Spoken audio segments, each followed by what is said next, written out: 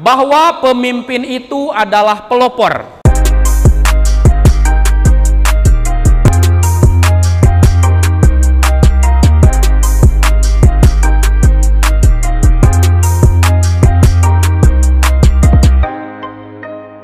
Bismillahirrahmanirrahim. Assalamualaikum warahmatullahi wabarakatuh.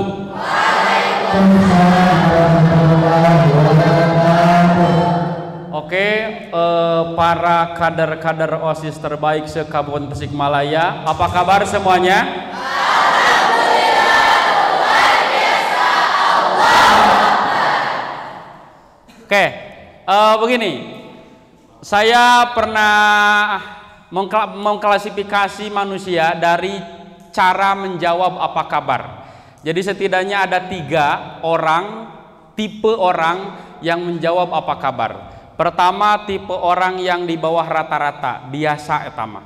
Ketika dijawab apa kabar, yang dia jawab begini saja, ya begitulah. Ya begitulah. Kedua ada tipe kebanyakan orang, ini standar. Ketika dijawab apa kabar, dia menjawab baik-baik saja. Yang ketiga, ada tipe orang yang sangat luar biasa di atas rata-rata. Ini adalah kader-kader terbaik. Ini adalah orang-orang yang nanti ke depan akan menjadi pemimpin. Ketika ditanya apa kabar, mereka menjawab dengan penuh semangat, dengan warna yang sangat berbeda. Seperti kalian barusan. Sekali lagi, apa kabar semuanya?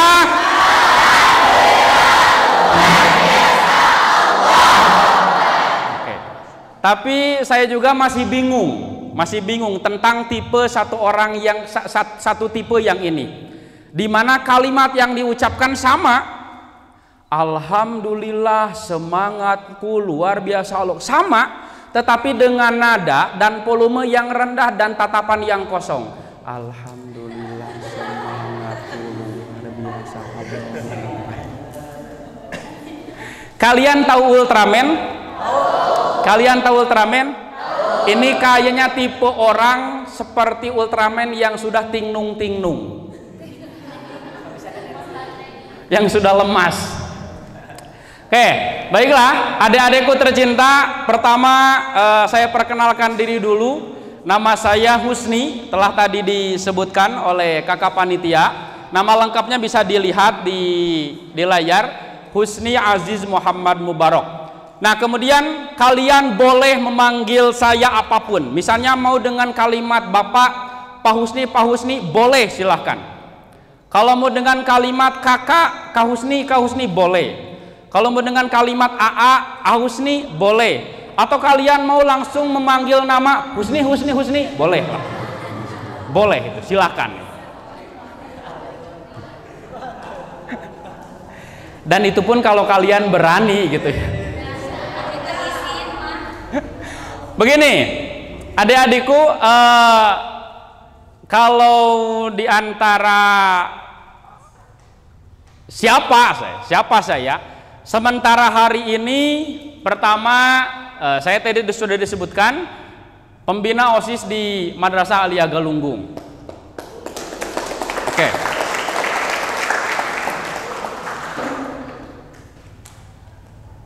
Kedua,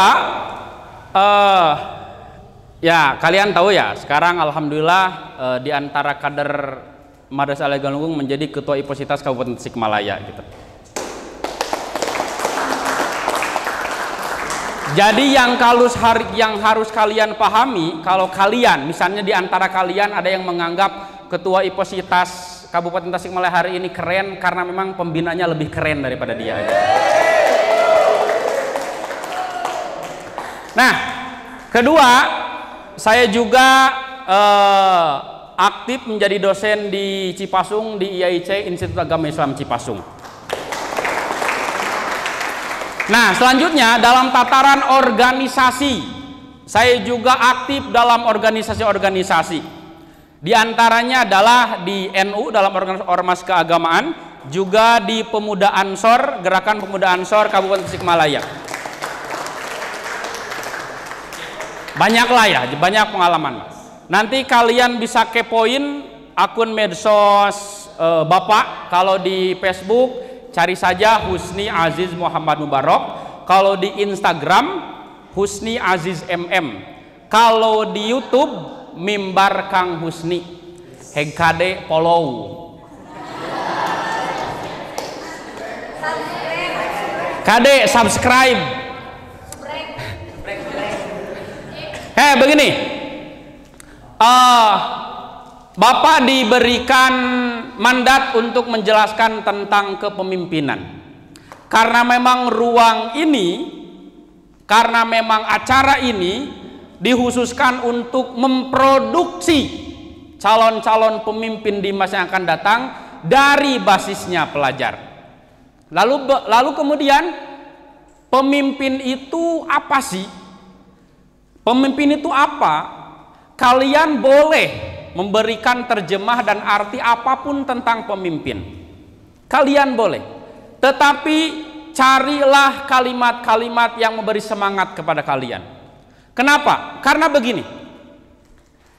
Bapak sudah melihat bahwa dalam pemimpin itu ada circle, ada lingkaran, di mana secara umum circle-nya terbagi dua. Pertama, circle positif, yang kedua circle negatif. Apa yang Bapak maksud circle positif? Circle positif adalah terjemahan-terjemahan pemimpin, karakter-karakter pemimpin, di mana karakter-karakter tersebut membuat atau mempengaruhi sosok pemimpin tersebut dipandang positif. Bisa menjadi inspirasi, bisa menjadi teladan. Orang-orang melihat dia melahirkan pandangan positif. Karena itu circle positif. Yang kedua, ada circle negatif. Maksud Bapak adalah di mana di circle negatif karakter-karakter pemimpin justru membuahkan pandangan-pandangan negatif dari orang kepada dia. Pandangan-pandangan negatif kepada orang, dari orang kepada dia. Misalnya begini, Bapak ambil contoh, di circle positif kita bisa mendefinisikan bahwa pemimpin itu adalah pelopor. Pemimpin itu adalah pelopor. Apa yang kalian tahu tentang pelopor? Naon sih pelopor? Menggagas apa? Penggerak apa? Pelopor. Pencetus, pengaktual, orang yang pertama kali menunjukkan sesuatu. Kenapa ini menjadi circle positif? Karena pemimpin harus menjadi teladan. Karena pemimpin harus berani memulai. Karena pemimpin harus dipandang oleh orang, tuh si itu geges mulai. Kenapa? Karena nanti di antara tugas pemimpin itu tugasnya menginstruksi, memberikan perintah. Andai pemimpin itu belum melakukan pertama, tidak menjadi pelopor, maka pemimpin itu tidak akan memiliki kekuatan untuk mempengaruhi orang dalam instruksinya. Nah, cung yang pesantren.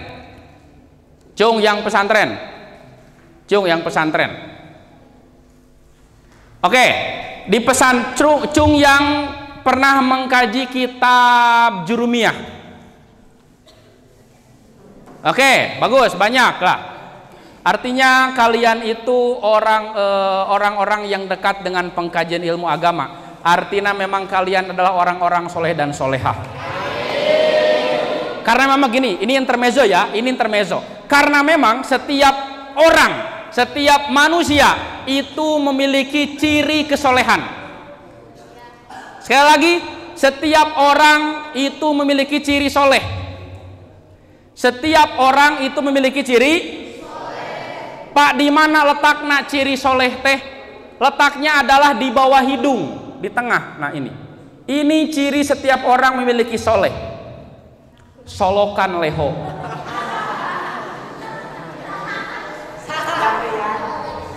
Sugante serius. Begini, Di dalam kitab Nahu, di dalam kitab Jurumiyah, ada yang disebut mubtada. Ada? Itu artinya yang dijadikan pertama. Bisa kita artikan sebagai pelopor. Orang, sesuatu yang menjadi permulaan. Orang yang memulai sesuatu.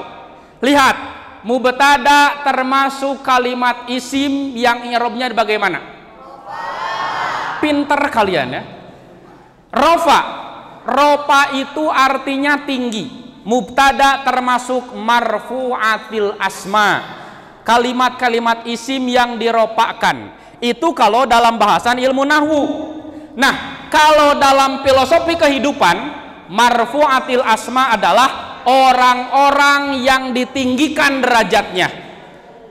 Orang-orang yang ditinggikan derajatnya. Dan di antara orang-orang yang ditinggikan derajatnya adalah orang-orang yang memiliki karakter, orang-orang yang siap menjadi mubtada, orang-orang yang siap menjadi orang yang memulai sesuatu, mempelopori sesuatu, agar nanti ketika orang lain melihat, orang-orang tergerak untuk ikut melakukan tersebut.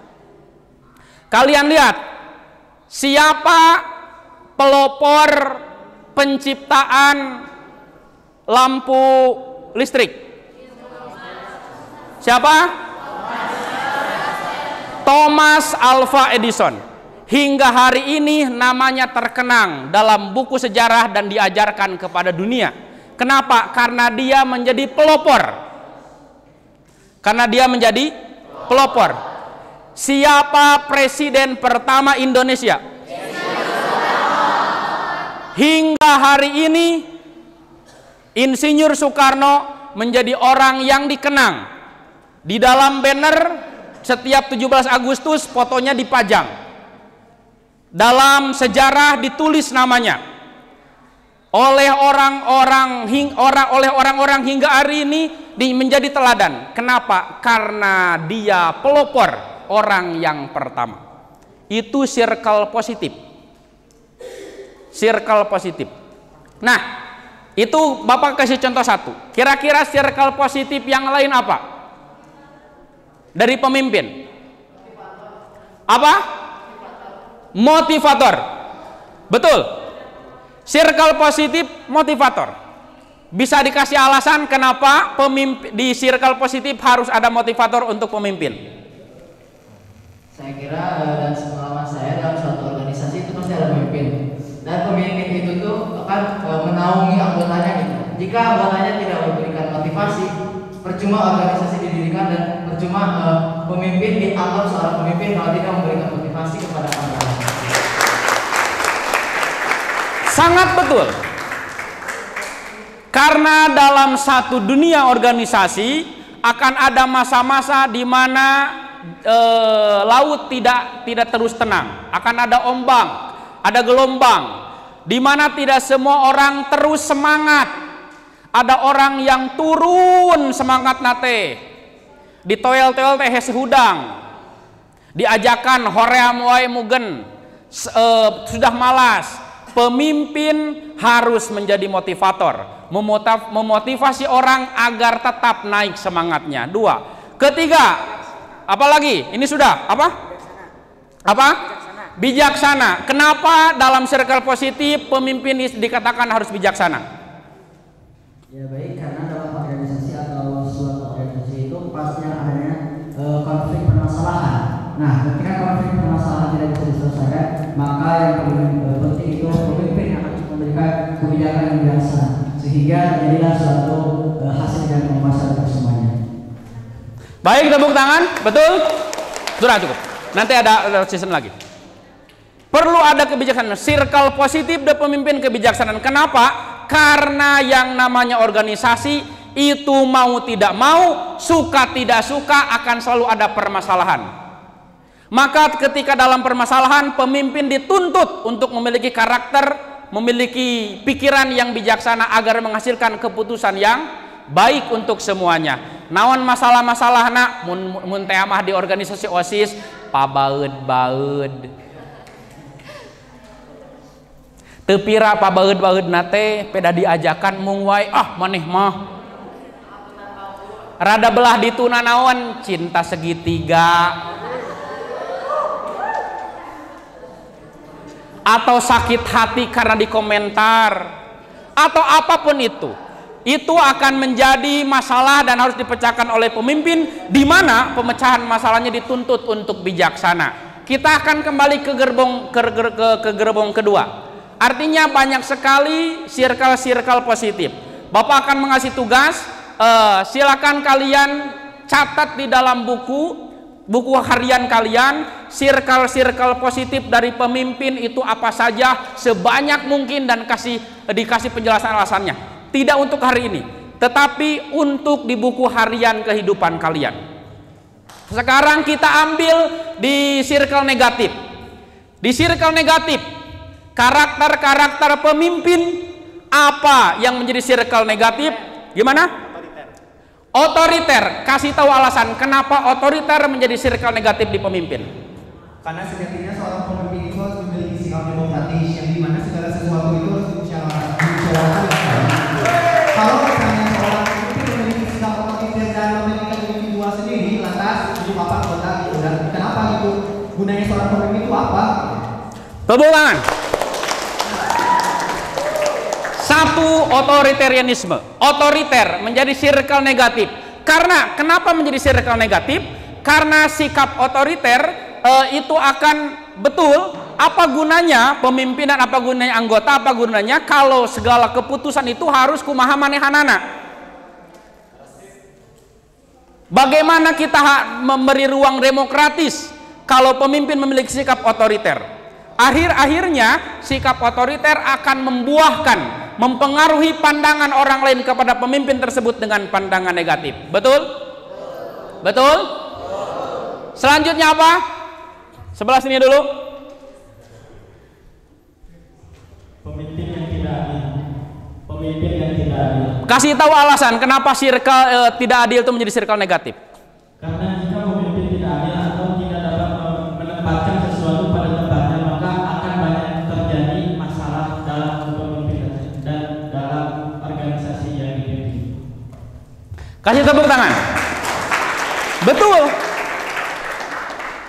Ketidakadilan dari seorang pemimpin itu akan menjadi circle negatif karena akan menghasilkan masalah dan terus masalah. Tidak akan beres-beres. Itu circle negatif dari pemimpin adalah ketidakadilan. Selanjutnya, perempuan dong. Memihak pada sebagian kelompok. Kasih tahu alasan kenapa memihak kepada sebagian kelompok adalah circle negatif dari pemimpin. Sejatinya seorang pemimpin itu harus bisa menaungi seluruh anggotanya, bukan hanya pada kelompok-kelompok tertentu. Sedangkan jika seorang pemimpin memihak pada kelompok tertentu, maka kelompok lain akan merasa iri. Jadi akan banyak terjadi permasalahan yang timbul karena hal tersebut.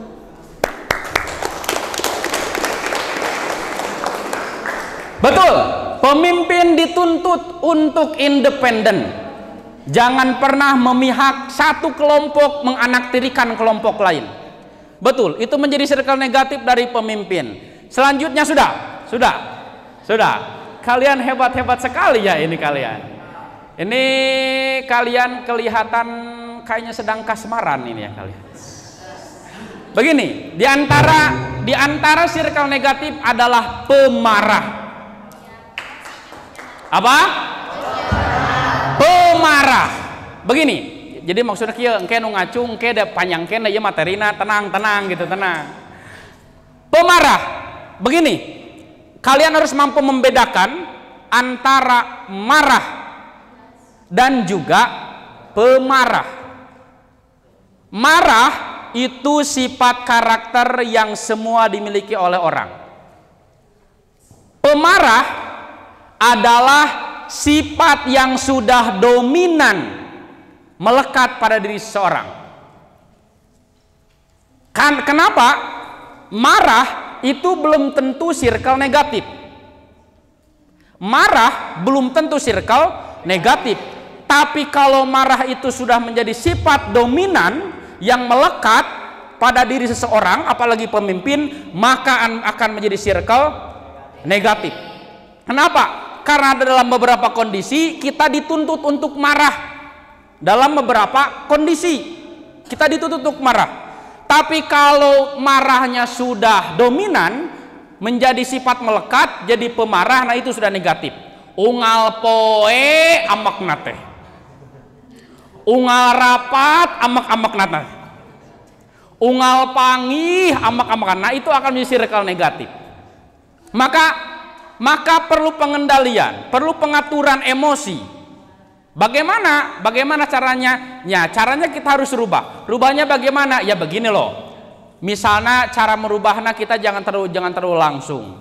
Misalnya kalau kita sudah menjadi sifat kepribadian setiap hari marah, nah kita tingkatkan. Atulas ulah unggal poe teuing saminggu sakali weh. Tiap hari Jumat eta oge keur khutbah. Oh, kumaha perasaan. Ini ke komunitas baperan nih. Nah, oke. Selanjutnya tugas kalian dalam kehidupan nanti, silakan kalian tuliskan circle-circle negatif dari seorang pemimpin dan untuk agar kalian nanti menjadi bekal dalam kehidupan untuk menjadi calon pemimpin. Siap? Siap. Oke, lanjut, bisa lanjut. Lalu kemudian ada istilah kepemimpinan. What is the meaning kepemimpinan? Naon si hari kepemimpinan teh? Oke, ini sudah ada yang ngacung. Duduk aja. Kepemimpinan adalah merupakan suatu sikap yang dimiliki oleh seorang pemimpin, yaitu untuk mempengaruhi anggotanya atau mengajak anggotanya untuk bisa mencapai suatu visi dan misi atau tujuan yang telah dirancang dengan bersama anggotanya. Tepuk tangan. Betul. Kepemimpinan itu merupakan sikap, merupakan potensi, merupakan kemampuan yang dimiliki oleh setiap orang. Sekali lagi, yang dimiliki oleh setiap orang untuk bisa mempengaruhi orang lain, untuk bisa memerintah orang lain, untuk bisa menjadi pemimpin untuk orang lain. Artinya adalah setiap orang itu memiliki potensi untuk menjadi pemimpin. Tinggal bagaimana pilihan dia. Apakah dia memilih untuk melatih dan mengembangkannya, atau membiarkan potensi itu layu begitu saja. Sekali lagi, setiap orang itu memiliki potensi, memiliki kemampuan untuk menjadi calon pemimpin. Tinggal pilihannya dia mau atau tidak melatih dan mengembangkan potensi tersebut, kemampuan tersebut agar terus berkembang dan semakin kuat sehingga dia menjadi sosok pemimpin yang luar biasa. Pilihannya di kita sendiri. Kita mau nggak berlatih. Dan akhirnya di antara pelajar-pelajar OSIS Kabupaten Tasikmalaya, kalian adalah orang-orang yang memilih untuk melatih, yang memilih untuk mengembangkan potensi, kemampuan kepemimpinan kalian agar kalian nanti menjadi pemimpin di masa yang akan datang. Tepuk tangan untuk kalian.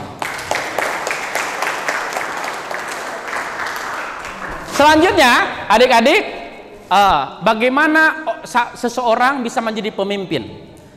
Bagaimana seseorang bisa menjadi pemimpin? Apa faktor-faktor yang membuat seseorang menjadi pemimpin? Ini ada 3 teori besar. Ada 3 teori besar pembentukan pemimpin. Ada 3 teori besar pembentukan pemimpin. Satu, ada yang disebut teori genetis. Apa? Teori apa? Teori genetis. Kata teori genetis, pemimpin itu tidak dibentuk, pemimpin itu tidak dibuat, tetapi lahir secara alami yang memiliki bakat yang sangat kuat sehingga dia menjadi pemimpin. Akhirnya dalam teori genetis itu yang mempengaruhi adalah faktor keturunan. Teorinya faktor keturunan, di mana andai seseorang memiliki pendahulu, ayah atau kakeknya seorang pemimpin, maka anaknya akan menjadi pemimpin.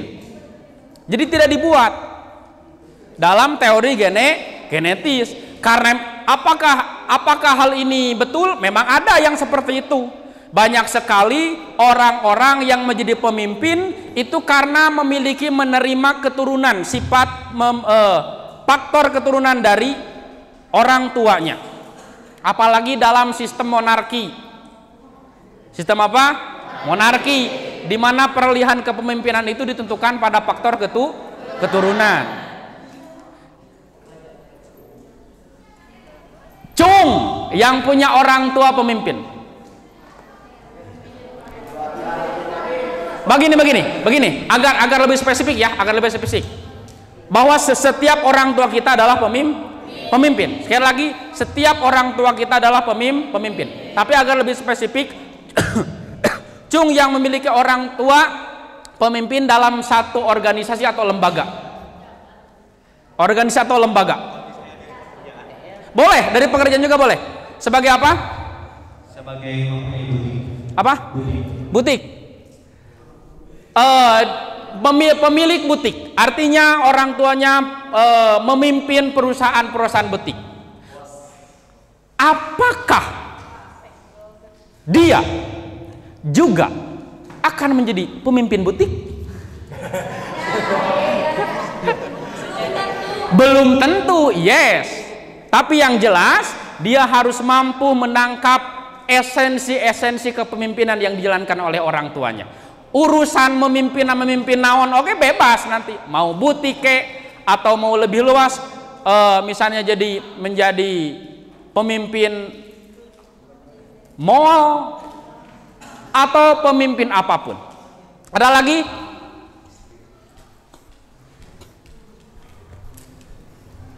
Ayah saya sebagai seorang pemimpin dalam suatu lembaga, khususnya seorang kepala sekolah. Yes, kepala sekolah.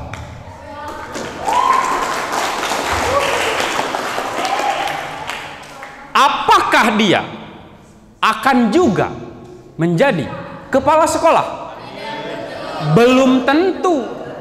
Belum tentu. Kenapa Bapak bertanya seperti itu?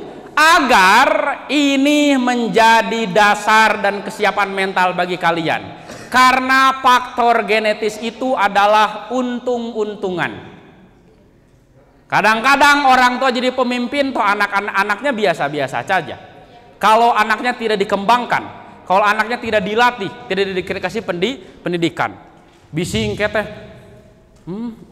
bapak urang ngan saukur nguseup we, urang rek kumaha. Kalian jangan pernah patah semangat, ada peluang. Teori kedua, ada teori sosial.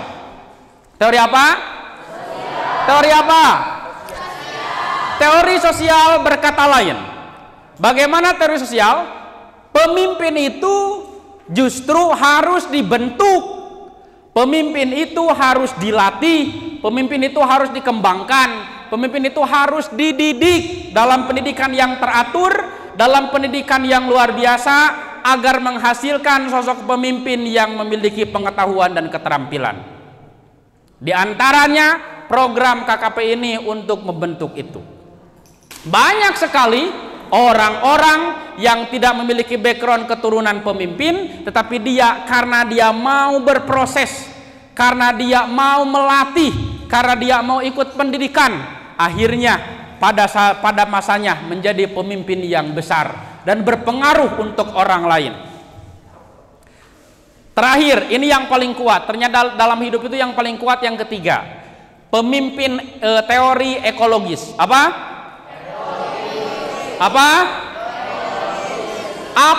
ekologis? Ekologis itu begini, teori yang berkata bahwa yang namanya pemimpin itu akan menjadi pemimpin luar biasa ketika dia memiliki keturunan dari pemimpin, dia memiliki gen pemimpin, dan juga dia mau berlatih, dia mau diberikan pendidikan, dia mau dikembangkan, sehingga faktor gen selaras dengan pendidikan dan pengalaman akhirnya melahirkan sosok-sosok pemimpin yang luar biasa.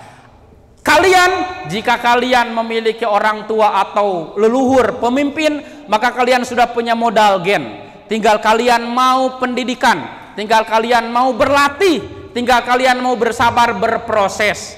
Faktor gen dikasih pendidikan akan menghasilkan luar biasa. Toh Pak, saya tidak memiliki keturunan pemimpin, jangan pernah patah semangat. Begitu banyak pemimpin yang luar biasa yang tidak memiliki background pemimpin sebelumnya dari keturunan. Banyak, baik dari pemimpin, misalnya pemimpin organisasi, pemimpin politik, pemimpin negara, atau pemimpin perusahaan, atau pemimpin banyak lah Pak. Artinya bagaimana motivasi kalian? Bagaimana motivasi kalian? Oke, sebelum Bapak lanjut, Bapak akan kasih ice breaking lah, sebentar lah. Ini penting untuk mudah-mudahan bisa meningkatkan arah fokus kalian. Begini,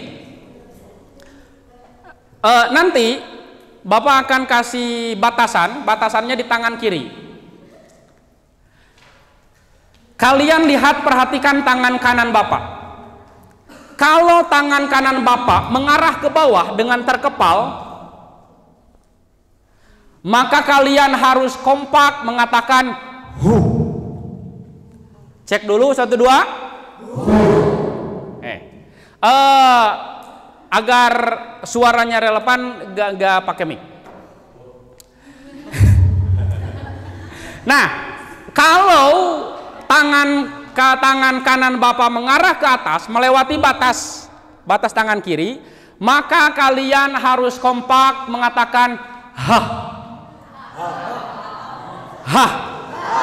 Ini sebagai pertama uji ketahanan teman dekat kalian.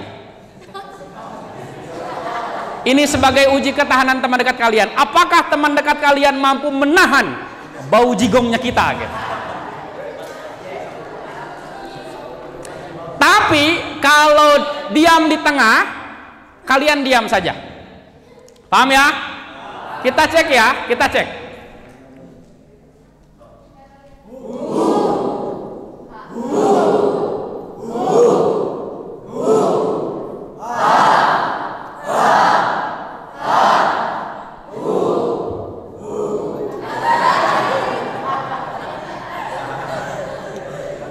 Cek lagi.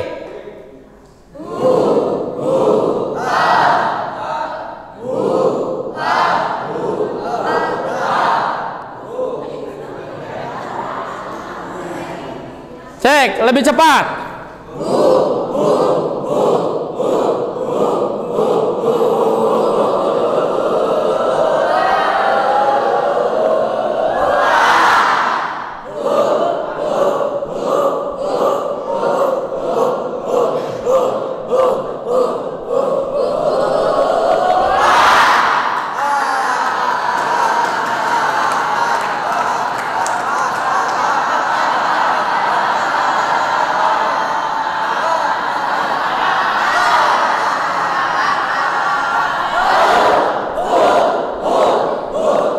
Yang keras. Tepuk tangan untuk kita semua. Lanjut. Nah, lihat, perhatikan. Quote in the day. Pemimpin adalah orang yang daya semangatnya lebih kuat dan durasinya lebih lama dari yang lain. Sekali lagi, pemimpin adalah orang yang daya semangatnya lebih kuat dan durasinya lebih lama dari orang lain. Yang belakang acungkan tangan siapa yang mau memberikan kenapa pemimpin harus seperti ini.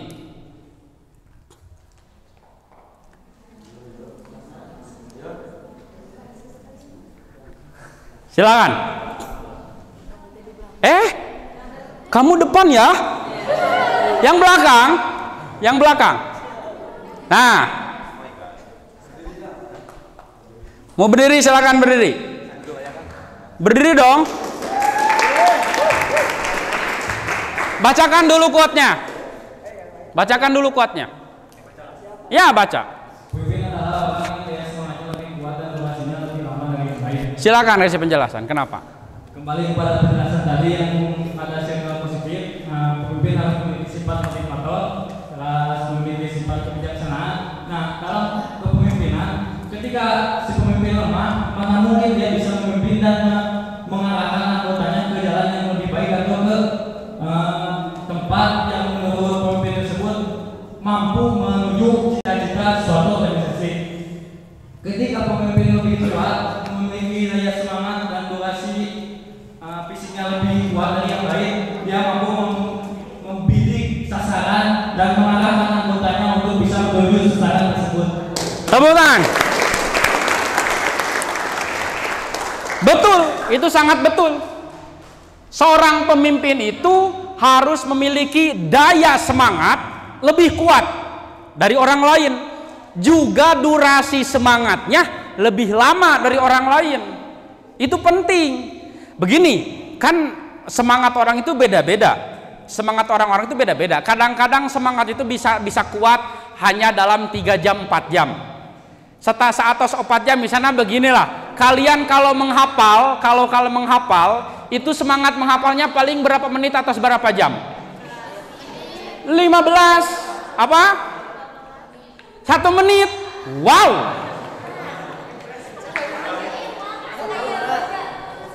Atau misalnya kalian, ini yang namanya sekolah kan masuk jam 7, keluar jam berapa? Masuk jam 7, keluar misalnya katakan normalnya ya, jam 12. Masuk jam 7, keluar jam 12. Berarti 7, 8, 9, 10, 11, 12. 5 jam. Dari 5 jam waktu sekolah, kira-kira kalian semangat berapa jam?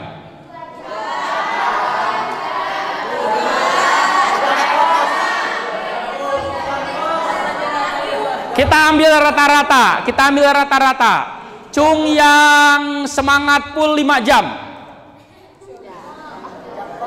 Oh, nggak ada.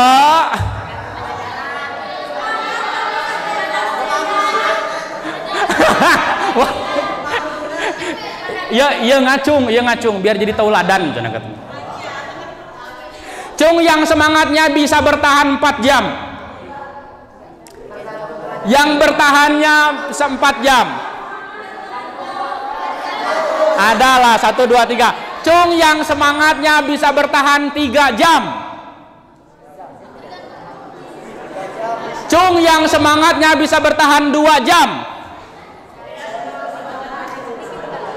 Cung yang semangatnya bisa bertahan 1 jam.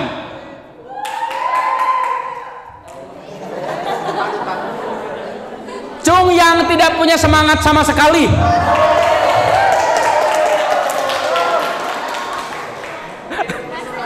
Aduh. Begini loh.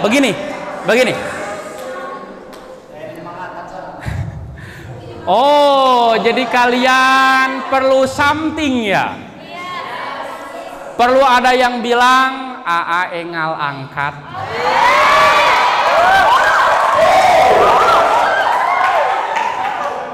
Sayang cepat mandi.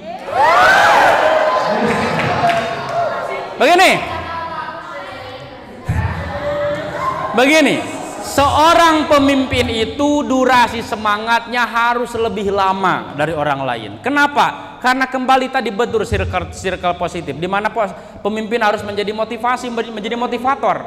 Kalau pemimpin terlihat lesu, kalau pemimpin tidak semangat, kalau pemimpin tidak bertahan semangatnya lebih lama, maka anggota yang dipimpin ada sih kayak gitu tuh semangatnya akhirnya akan drop. Dan juga harus lebih kuat. Artinya apa? Semangat pemimpin itu tidak kenal waktu, tempat, dan keadaan. Cek paribasana kieu, walaupun dalam keadaan apapun, semangat pemimpin harus bertahan. Oke lah, misalnya orang-orang alay mah semangat lamun aya anu ngagupai, da alay. Kalau ada seseorang yang menemaninya, da alay, bucin. Nah itu bucin. Kemudian pas Ketika berjalan putus wen. Itu semangatnya ketika diputusin, semangatnya yang tadinya di Sidratul Muntaha itu jatuh sejatuh-jatuhnya ke neraka paling bawah pokoknya.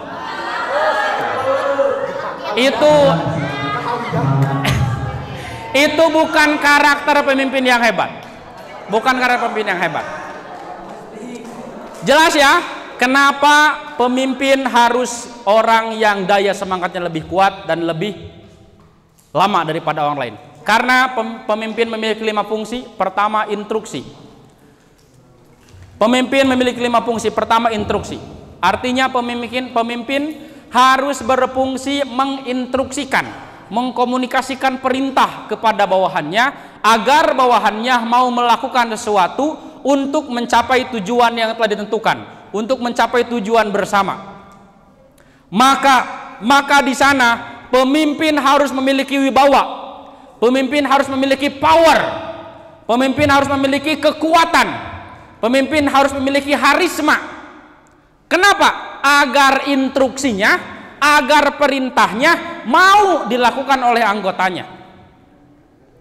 Kalau pemimpin tidak memiliki power, tidak memiliki harisma, tidak memiliki kekuatan, tidak memiliki kepribadian yang kuat, maka perintahnya, instruksinya akan kecil ditaati oleh anggotanya. Puntenlah pangyanakeun eta.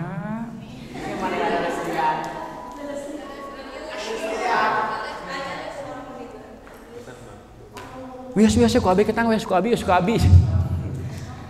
Pemimpin harus memiliki wibawa. Selagi dia dalam rel yang tidak melenceng dari aturan, maka pemimpin harus pede. Pemimpin harus percaya diri untuk memberikan instruksi perintah demi kebaikan dan pencapaian tujuan bersama. Yang kedua, pemimpin juga berperan memiliki fungsi konsultasi, di mana komunikasi 2 arah. Pemimpin harus mau menerima curhatan, keluh kesah, saran dari anggotanya. Pemimpin harus mau menerima masukan dari anggotanya. Pemimpin harus mau menjadi wadah sebagai keluh kesah anggotanya. Tetapi tetap ingat, pemimpin dalam memberikan solusi jangan sampai menurunkan semangat anggotana. Ulah kieunya, ketika anggota curhat tentang keluh kesah, cara rape gitu ke pemimpin teh, ketua atulah cara rape dah, urang mah teresep kasih itu dah, kieu urang malah geus mung eta. Kumaha saudara pemimpin? Heuh, purang pugu urang we sarua. Ya, apa itu? Sami sarang itu. Enggak, jangan seperti itu. Pemimpin dalam konsultasi harus memberikan solusi, harus memberikan saran-saran yang justru meningkatkan semangatnya. Ketiga, partisipasi, keterlibatan. Apa? Keterlibatan. Pemimpin harus mau terlibat dalam ranah-ranah anggotanya. Misalnya begini, pemimpin memiliki 5 divisi. Divisi keamanan, divisi pemberdayaan, divisi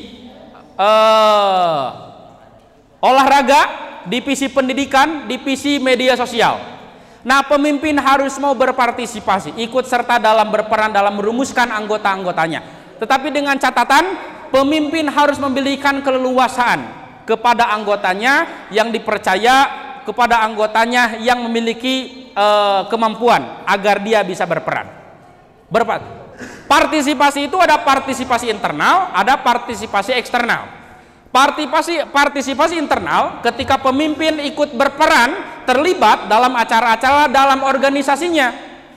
Partisipasi eksternal adalah ketika pemimpin mau ikut berpartisipasi dalam acara-acara agenda-agenda organisasi lain. Misalnya ada undangan menghadiri organisasi lain, acara lain, kalau ada waktu kalian harus berpartisipasi. Loh, kenapa? Karena itu untuk menjalin komunikasi, menjalin hubungan, agar hubungan antar organisasi kita dengan organisasi yang lain berjalan dengan baik. Selanjutnya, delegasi. Pemberian kepercayaan. Ini penting loh. Pemimpin harus memiliki fungsi mendelegasikan orang. Memberikan kepercayaan kepada orang. Misalnya begini, ada 3 undangan kepada pemimpin untuk menghadiri A, B, C. Ternyata pemimpin berpikir-pikir, kayaknya saya akan menghadiri acara A. Kenapa acara A? Karena acara A ini adalah yang paling pertama mengundang saya. Lalu B, C bagaimana? Kasih delegasi kepada orang. Kemudian ada permasalahan di sektor A, maka kasih delegasi orang yang mampu menyelesaikan masalah itu. Jelas ya? Artinya pemimpin harus memiliki keterampilan mendelegasikan orang. Selanjutnya pengendalian. Apa? Pengendalian. Kenapa pengendalian? Kenapa pengendalian? Karena dalam ranah organisasi akan ada sebagian orang yang mungkin akan melenceng dari aturan, yang mungkin akan mau berontak. Pemimpin harus bisa mengendalikan agar suasana dalam organisasi tersebut tetap terkondisikan, tetap stabil. Jelas? 5 fungsi pemimpin. Pertama adalah, kedua, ketiga, keempat, kelima. Lanjut. Kembali. Nah, dengarkan. Pemimpin harus siap sedia menghadapi dan melalui sesuatu yang ditakuti oleh kebanyakan orang. Sekali lagi, pemimpin harus siap menghadapi dan melalui sesuatu yang ditakuti oleh kebanyakan orang. Maksudnya apa, Pak? Kebanyakan orang itu takut gagal, akhirnya tidak mau mulai, tidak mencoba. Pemimpin harus mau menghadapi dan melalui apa yang ditakuti itu. Ulah sieun ku gagal, artinya harus mau menghadapi potensi kegagalan. Kebanyakan orang takut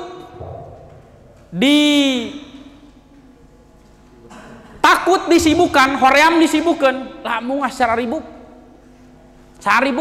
Maka pemimpin harus mau menghadapi dan melalui hal itu. Kebanyakan orang takut berbicara di depan umum. Pemimpin harus mau menghadapi dan melalui hal itu. Kenapa? Karena pemimpin adalah orang di atas rata-rata.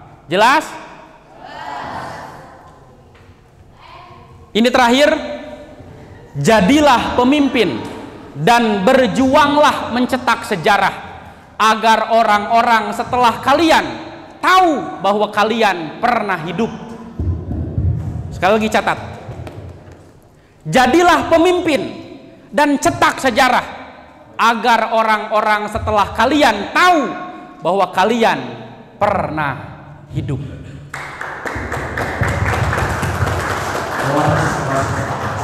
Terima kasih. Wassalamualaikum warahmatullahi wabarakatuh. Waalaikumsalam warahmatullahi wabarakatuh.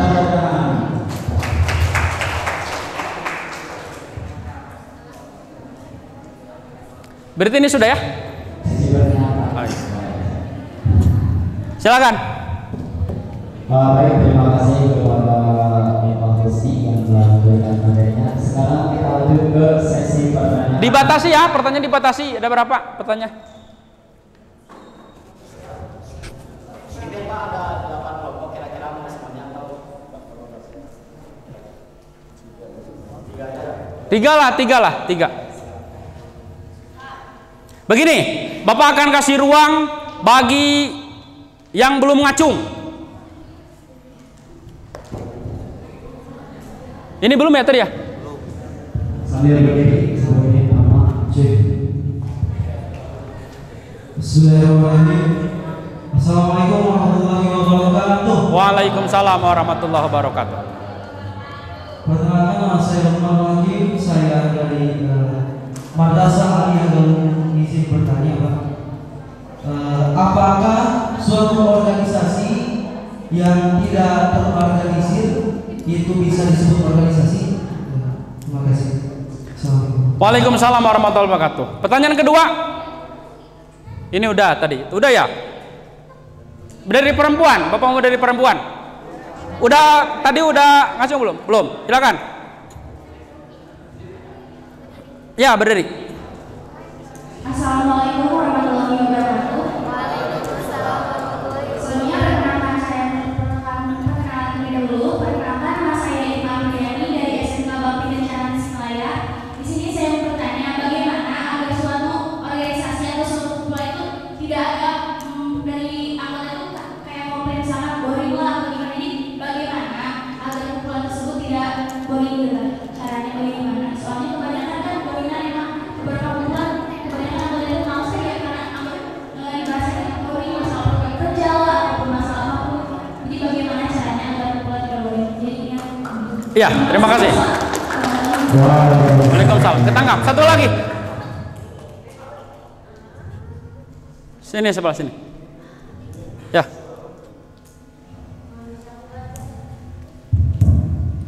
Assalamualaikum warahmatullahi wabarakatuh.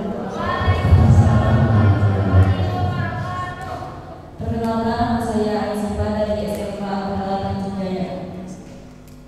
Pertanyaannya, bagaimana cara mengatasi sifat-sifat kepemimpinan seorang pemimpin yang merasa egois? Kita ingin memberitahu pemimpin tersebut, tapi tak mau menyakiti hati pemimpin tersebut.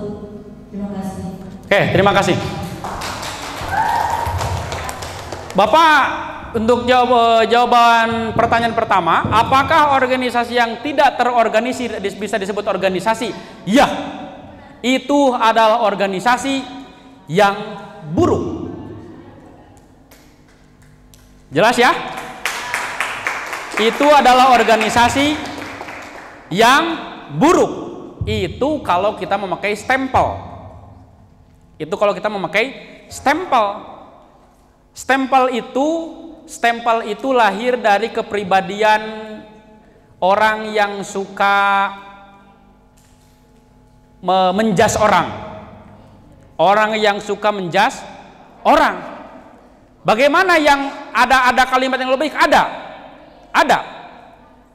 Apakah organisasi yang tidak terorganisir itu bisa disebut organisasi? Iya, itu adalah organisasi yang harus diperbaiki. Kalian bisa membedakan ya jawaban pertama dengan jawaban kedua? Jawaban pertama itu organisasi buruk. Jawaban kedua itu adalah organisasi yang harus diperbaiki. Mana circle negatif, mana circle positif? Jawaban pertama negatif positif. Jawaban kedua positif. Jelas ya? Kemudian pertanyaan kedua, bagaimana agar dalam perkumpulan, dalam program-program agar tidak boring? Ini penting loh, penting. Begini, Bapak akan kasih kesadaran bagi kalian ya. Biasanya dalam satu organisasi dari 100 orang anggota itu kemungkinan yang aktif hanya 30%. Kemungkinan yang aktif hanya 30%. Kemudian dari yang 30% berarti berapa? 70%. Enggak, 30 orang. 30 orang. Yang 70 orang itu adalah orang yang numpang nama. Lalu kemudian bagaimana? Pertama, kita biarkan saja dulu. Kita fokus pada 30 orang. Kita fokus pada 30 orang. Lalu kemudian dari 30 orang yang responsif, yang cepat mengabari kita, cepat menjawab kepada kita, sama 30 orang, 30%. Berarti dari 30 orang yang ketika diajakan langsung hayu, itu 30% juga. Dari 30% itu berapa orang berarti? Dari 30 orang, 30%-nya berapa orang? Katakan 10 orang. Lalu kemudian 20 orang kumaha karakterna teh kieu. Besok kita kumpulannya kita akan melaksanakan acara ini. kelanya, duh, abi mah saya acara anjing teh. Atau wakil besok kita kumpulan ya. Ya, kumaha besok lah. Tapi dia akan hadir. Cuman kehadirannya itu masih ada memiliki alasan. Yang memiliki besok kumpulan siap, dari 30 orang itu hanya 10 orang. Lalu kemudian dari 10 orang biasanya orang-orang yang memiliki gagasan, orang-orang yang memiliki pembaharuan itu hanya 30%. 3 atau 4 orang. Apa maksud Bapak apa? Maksud Bapak, jika kalian tidak ingin boring, maka fokuslah berdiskusi dengan orang-orang yang mau berdiskusi. Fokuslah dengan orang-orang yang memiliki paradigma pembaharuan. Fokuslah dengan orang-orang yang ingin membuat program-program baru. Tina 100 teh ulah ngajak 100 orang, kesel. Pilihan wen mana? Jadi sebelum rapat itu ada pra-rapat. Misalnya rapat harus dihadiri oleh semua anggota yang 50 orang. Sebelum rapat ngariung heula 5 orang. 5 orang yang nanti itu 5 orang itu adalah orang-orang yang memiliki kemampuan berpikir cerdas, punya pembaharuan untuk nanti kita di rapat apa yang kita akan bahas. Jelas dulu program apa kita diskusikan. Bagaimana kalau program iya? Program iya mah baheula oge pernah bisi boseneun. Kan begitu. Diskusikan lagi. Baru setelah diskusi kecil itu menghasilkan beberapa produk untuk didiskusikan, baru limpahkan ke yang besar. Akhirnya rapat yang besar itu, yang 50 anggota itu menerima hal yang baru, hasil dari diskusi kecil. Jelas? Jelas? Terakhir pertanyaan ketiga, bagaimana cara merubah pemimpin egois agar tidak menyakiti? Beginilah, tersinggung atau tidak, sakit atau tidak itu urusan dia saja. Tapi yang jelas bagaimana kita memberikan komunikasi yang baik, tidak menghina, tidak mencela, dan berusahalah tidak berbicara di tongongeunana. Tidak berbicara di belakangnya. Kenapa begini? Kalian kalau mau berdebat di forum saja. Di forum itu silakan debatkan apapun yang didebatkan. Biar nanti kalian terbiasa berbeda pendapat. Artinya fokus saja untuk komunikasinya yang baik, kemudian perlakuan kita juga baik, gesturnya tidak menghinakan. Juga kita tidak menjas. Urusan dia tersinggung atau tidak, ya urusan lain. Karena kita sudah melakukan komunikasi yang baik. Kita sudah melakukan apa yang langkah-langkah yang tidak keluar dari rel aturan. Urusan dia tersinggung atau tidak, sakit atau tidak, yaitu urusan lain. Karena innamal mar'u hadisun ba'dah fakun hadisan hasanan liman wa'a. Setiap orang akan menjadi bahan perbincangan orang lain. Setiap orang akan menjadi bahan obrolan batur. Setiap orang akan menjadi bahan obrolan orang lain, baik atau buruknya. Itu sudah jelas. Terima atau tidak, mau atau tidak mau, kita akan menjadi bahan obrolan untuk orang lain. Apalagi ketika kita menjadi pemimpin, kita akan menjadi sorotan. Kita akan menjadi sorotan orang banyak. Maka apa yang harus kita lakukan? Fakun hadisan hasanan liman wa'a. Berusahalah, berjuanglah menjadi orang yang baik. Berusahalah menjadi orang yang bermanfaat untuk orang lain. Berusahalah menjadi orang-orang yang memiliki jasa untuk orang lain. Berjuanglah untuk cita-cita bersama, agar dengan sendirinya orang lain akan membicarakan kebaikan dan mengenang perjuangan kita. Tepuk tangan untuk kita semua. Oke, ini terakhir ya. Saya sangat suka kalau sudah berkomunikasi dengan para pelajar yang bersemangat. Saya akan melaksanakan. Saya ingin jadi terpikir. Saya ingin melakukan giveaway. Tapi giveaway-nya karena memang belum persiapan, nanti Bapak akan menyediakan 3 voucher kuota Telkomsel.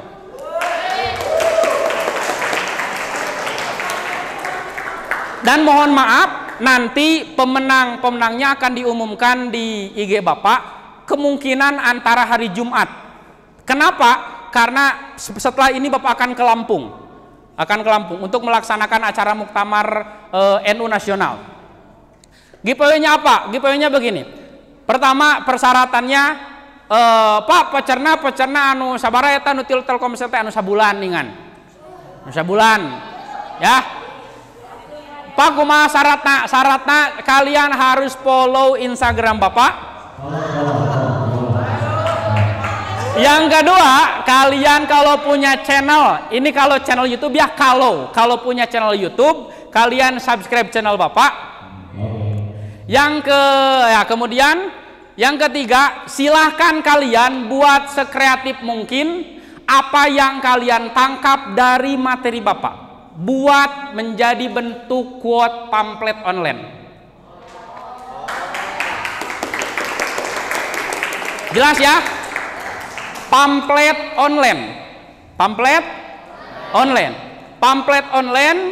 Kemudian silakan kalian buat pamflet online tersebut dan posting di IG kalian.